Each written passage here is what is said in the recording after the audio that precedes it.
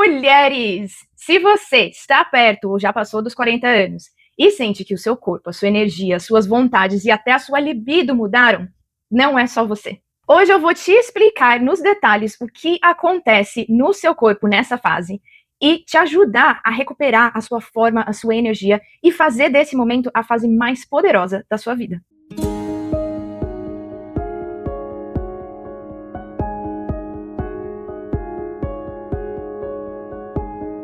E para você que ainda não me conhece, é novo aqui no canal, muito prazer. Meu nome é Chelsea Bezerra e eu trabalho com nutrição para performance e longevidade. E depois de mais de 10 anos em consultório, eu decidi trazer aqui no YouTube as dúvidas mais comuns que eu escuto no dia a dia, com o objetivo de trazer respostas claras, objetivas e aplicáveis no seu dia a dia, e claro, sempre muito baseadas em ciência. Então fica até o final desse vídeo, que depois de te explicar o que acontece no seu corpo, eu vou te trazer dicas práticas de como recuperar a sua energia e voltar a se sentir você mesma. Então, o que muda no corpo da mulher após os 40 anos? Depois dos 40 anos, a mulher entra numa fase chamada transição para a menopausa, ou climatério.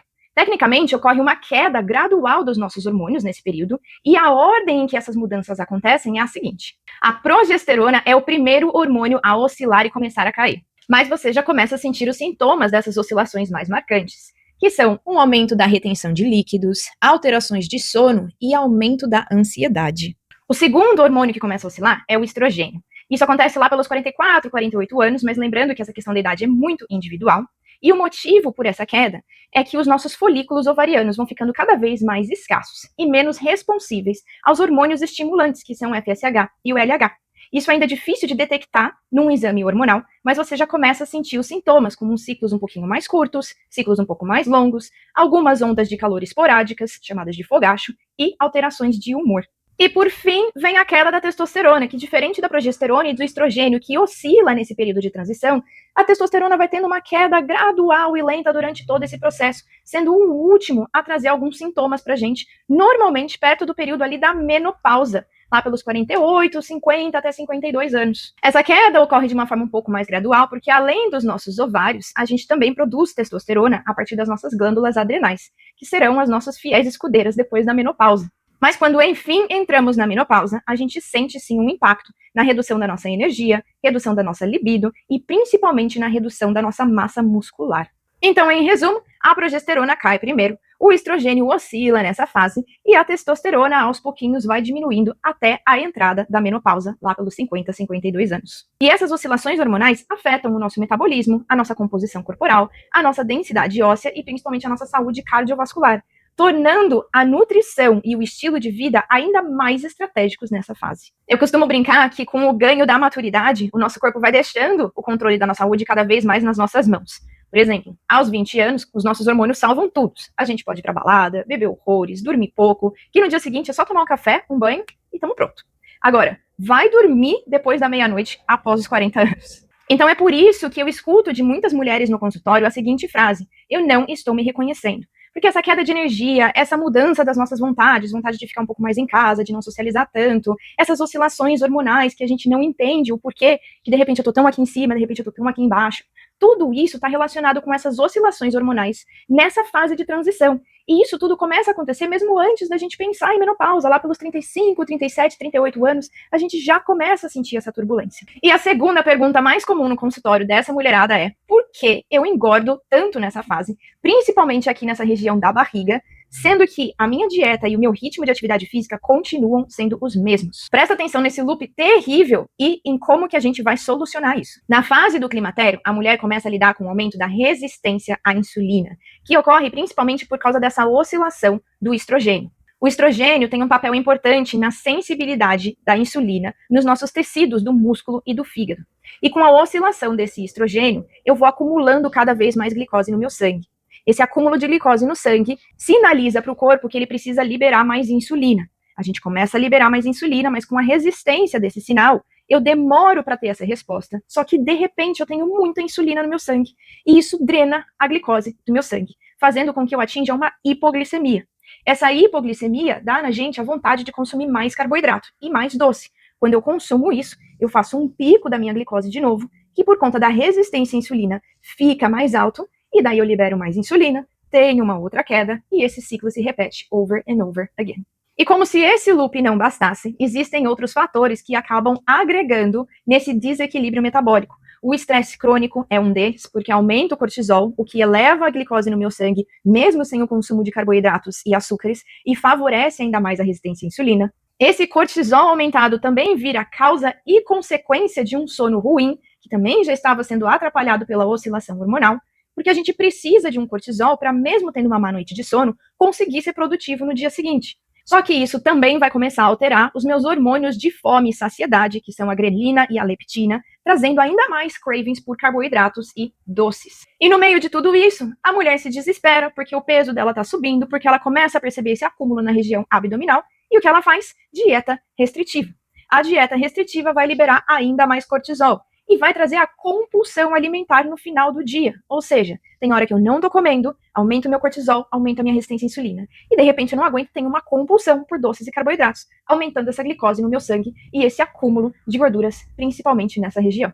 Então aqui um grande erro feito pela maioria das mulheres nessa época é que, na tentativa de tentar melhorar esse processo e manter o peso que ela se reconhece como anteriormente, ela acaba colocando mais lenha nessa fogueira quando ela restringe demais a alimentação e faz exercícios de alta intensidade em jejum. Isso tudo vai aumentando a estagnação do peso, o aumento da massa gorda e a redução da massa muscular, que vai reduzindo cada vez mais o seu metabolismo.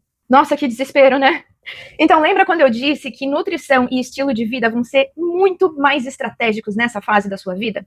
Pois é. A solução para você passar por essa fase de transição com mais energia e garantir mais qualidade de vida mesmo após a menopausa mora na mudança dos pequenos hábitos de forma consistente e um estilo de vida com mais equilíbrio. Aqui vão algumas dicas para você já começar a trabalhar melhor esse equilíbrio. Primeiro, não fique em jejum logo de manhã cedo e, muito menos, não faça atividade física de alta intensidade em jejum logo cedo. Dica número 2, busque uma alimentação mais anti-inflamatória. Comece o seu dia com bastante proteína de alto valor biológico e fontes de antioxidantes, como, por exemplo, ovos ou uma proteína vegetal e frutinhas. E evite começar o seu dia com um comfort food que tenha alto índice glicêmico, por exemplo, um café com bastante açúcar e creme e um pãozinho ou um bolo. Ao longo do dia, foque em uma alimentação que seja rica em proteínas magras, que vão te dar mais saciedade, vegetais, principalmente vegetais cozidos, fibras e gorduras boas, nessa ordem. E faça um prato caprichado, que te sacie. Nada de só uma saladinha com uma proteíninha pequenininha. Saciedade no começo do dia vai fazer com que você tenha menos compulsão alimentar por carboidratos e doces no final do dia. E o treino de força nessa fase da sua vida é inegociável. Você precisa preservar sua massa muscular para preservar um metabolismo em repouso mais ativo.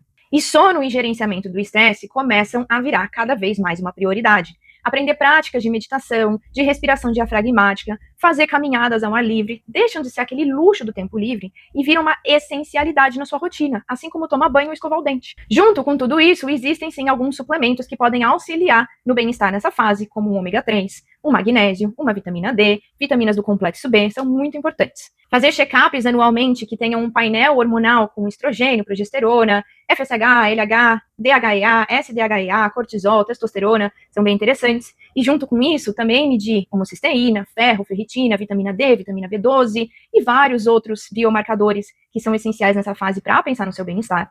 Os fitoterápicos, como a ashwagandha, a maca peruana, uma rodiola rosa, também podem ajudar a reduzir os sintomas nessas fases de oscilação hormonal. E, claro, conversar com a sua ginecologista sobre a possibilidade de uma terapia de reposição hormonal. Mas tudo isso que eu comentei, da suplementação até a terapia de reposição hormonal, precisa ser com acompanhamento de um especialista. E não por uma indicação de rede social, pelo que o ChatGPT te contou, ou por um conselho de amigo. Essa parte da suplementação, principalmente dos fitoterápicos, pode ser muito perigosa se você fizer errado.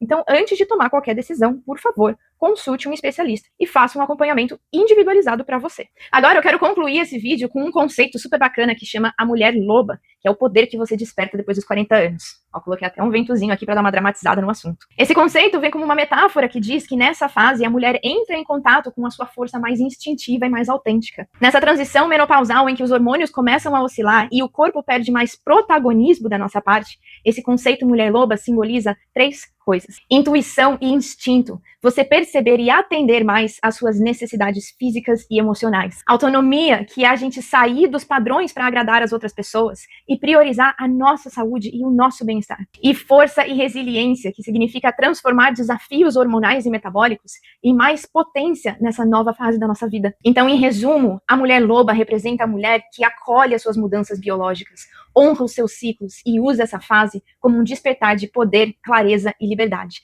Então, coloca uma imagem de uma mulher loba em algum lugar na sua casa para te lembrar que essa fase é sobre potência e não sobre limitação. Então, após os 40 anos, o corpo muda sim, mas aí você pode escolher se você vai cair ladeira abaixo ou se você vai tomar as rédeas da sua saúde e se tornar mais saudável, mais forte e mais confiante do que nunca. E se você gostou desse vídeo e quer viver essa fase no seu auge, aproveita e se inscreve no canal. Ativa o sininho, que aqui eu trago conteúdo sobre nutrição, hormônios, práticas de bem-estar e de biohacking e dicas de como ter mais performance e longevidade no seu dia a dia. Eu te vejo no próximo vídeo e até lá!